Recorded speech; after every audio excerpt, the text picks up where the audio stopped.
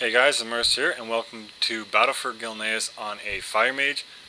Another request video. I absolutely love all the requests I've been getting from my channel and my viewers. I absolutely love it. Keep it coming. Let me know what you guys want to see. I'm going to try and bring it out as quickly as I can.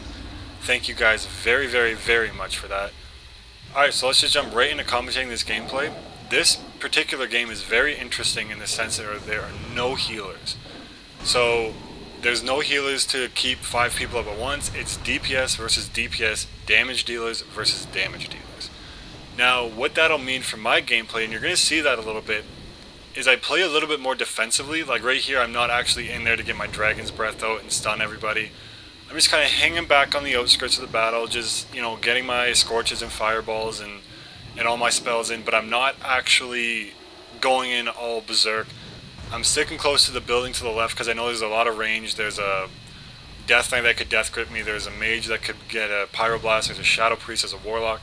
So I am basically sticking very close to the building so I can get that line of sight interrupt if I need to. So I'm going to go for the Shadow Priest here, and the reason I'm going for the Shadow Priest is because even though it is Shadow, it can still heal its teammates if he chooses to.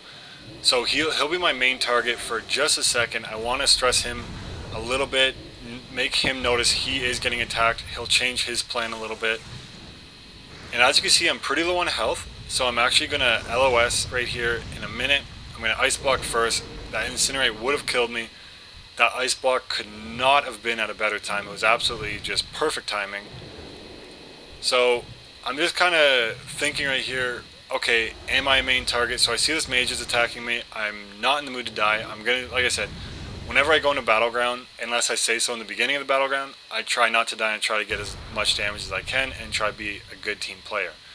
So right here, I go behind the building, but you see I actually don't sit down and eat, and the reason being is because I see my team's a little bit outnumbered, so I am actually going to put my team before my personal playstyle right here. I'm going to try and help out.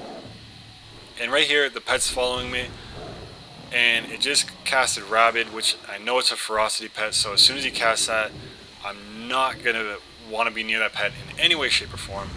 So I'm going to Nova it and Polymorph it. That was just a few seconds ago. Alright, so we're going to cut here, and we're just going to use Invisibility just to scout up here, again, playing a little bit more defensively. So if 5 people do come, I have the opportunity to just jump off a cliff and mount up and run away. However, it was only one hunter, so I do catch it in a Frost Nova.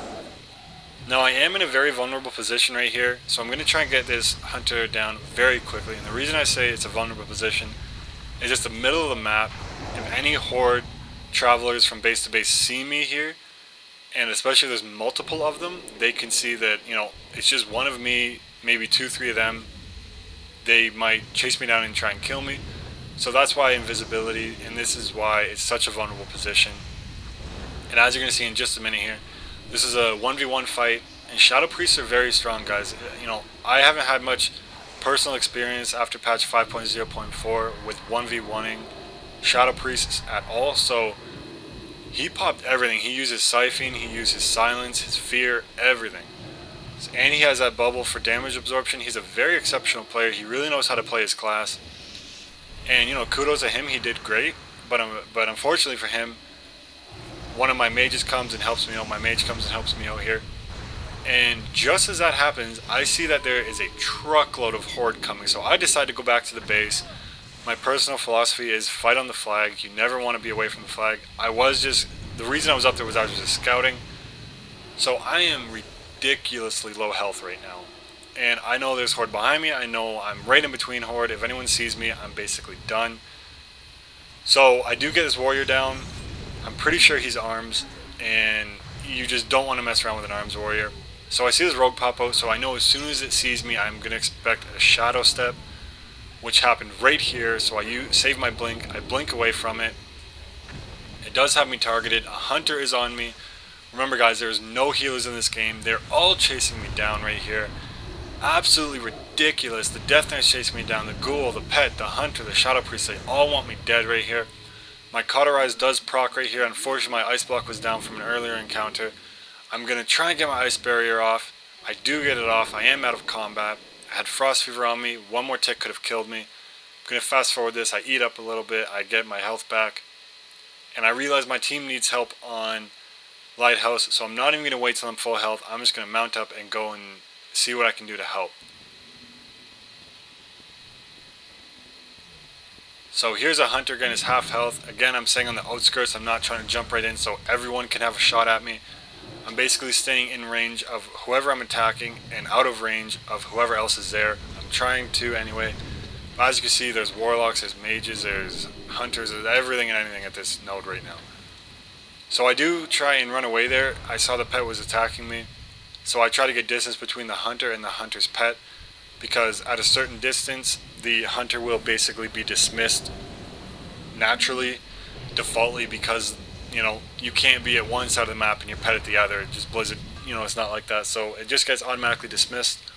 So that's what I was trying to do there, but the hunter did end up dying.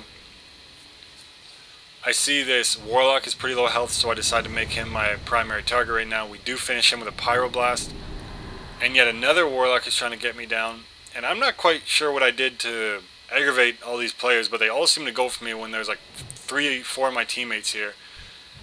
So I'm not quite sure what I did, but if any of the Horde players in this game are watching, I'm sorry if I did something. But I'm gonna go right on the rogue right here, because I see one of our rogues is on the mage. It's also a very good idea when playing a battleground to really keep an eye on your team, not only their team. Right there I noticed that, you know, my rogue was on the mage. I know it probably had it in a silence lock, so there was no point really me going on the mage. It was going to be dead in a few seconds. I decided to go on the rogue. So that it's really a good idea to really be aware of your surroundings, aware of your battle plan, aware of your enemies and your teammates' battle plan, and try and adapt to that, especially if you're in a random like I am. Alright, so this mage basically was going to try and get our base.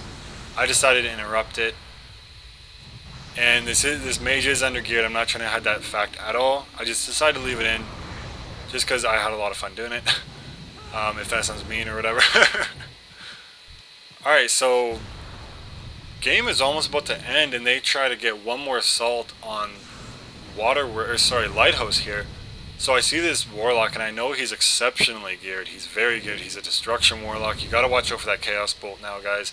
That is a 100% crit, and it's just a nasty, nasty spell to have to deal with. So I do come in here. I try and get a deep freeze up. I get a few ice lances out there, critting and doing quadruple the damage against frozen targets. So right here I am going to get a little bit of space from all those range guys, because like I said, for some reason they really wanted me dead more than the other guys. I'm not quite sure why, like I said. Alright, so right here I'm just going to go right back on that Shadow Priest.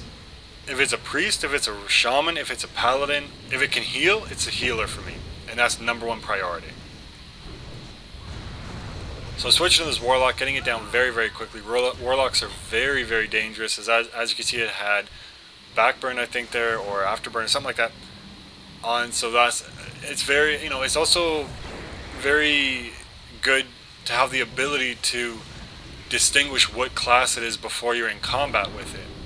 And one of the ways you can do that, and possibly the easiest way, is just to look at the buffs they have. A Shadow Priest will often have Shadow Form on it.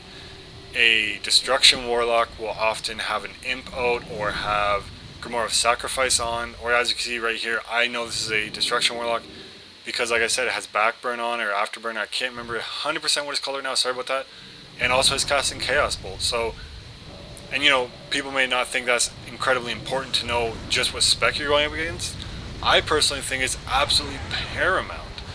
If you're going up against a BM hunter, you know to try and snare the pet, to try and polymorph the pet. Without the pet, the BM hunter is almost useless. So that is just one of my tips I can give you guys, and I really think it's just one of the better tips out there. So that's it. I hope you guys enjoyed it. No deaths whatsoever. If you did, be sure to subscribe, like, and comment, and as always, happy hunting. Thank you guys.